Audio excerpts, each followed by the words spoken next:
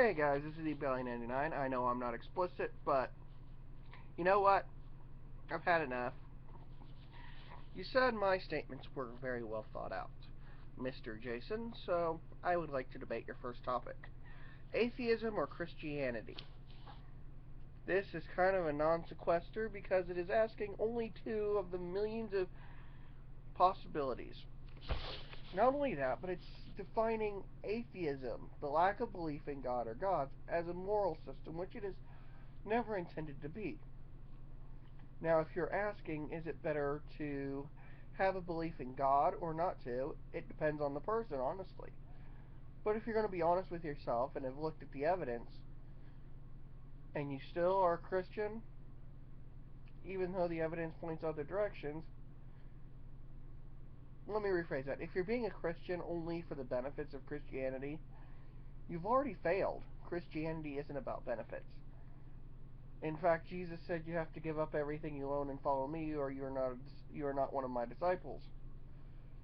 Christianity is not the easy route. It's a route of, well, of sacrifice.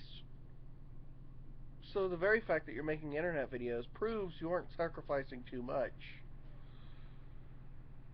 The real question should be the way we worship Christianity today, or atheism. And I would say atheism wins.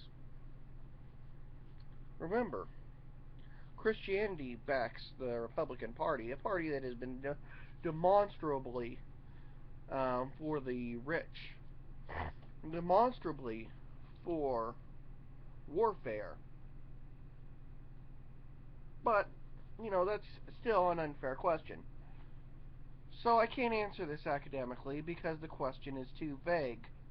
Christianity or atheism is like pie or car tire.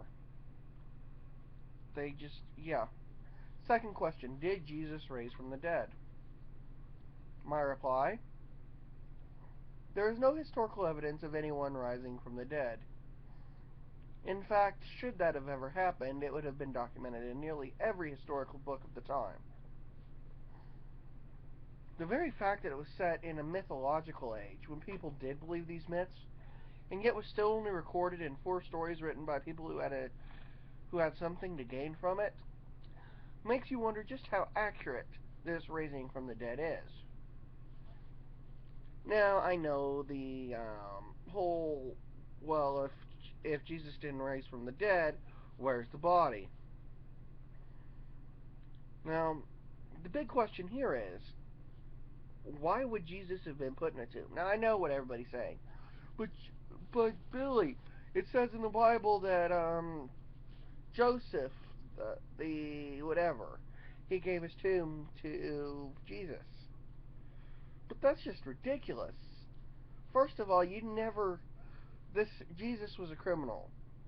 I doubt that the Romans would even let him have a proper grave. The Romans' punishment system probably wouldn't have even allowed that. Second of all, Joseph was a Pharisee or Sadducee. I don't remember exactly. Why would he have given up his new tomb? Remember that, new. This was where his family was going to be buried. Why would he give it to Jesus, who he voted to have executed?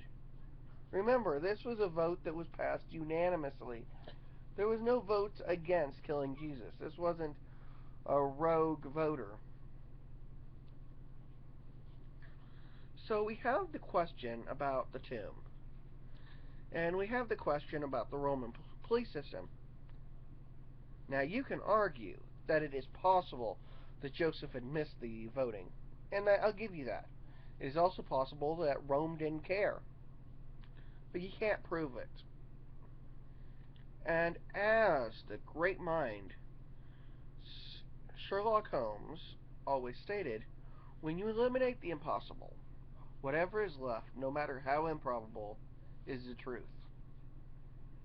Now, I think we have eliminated the impossible.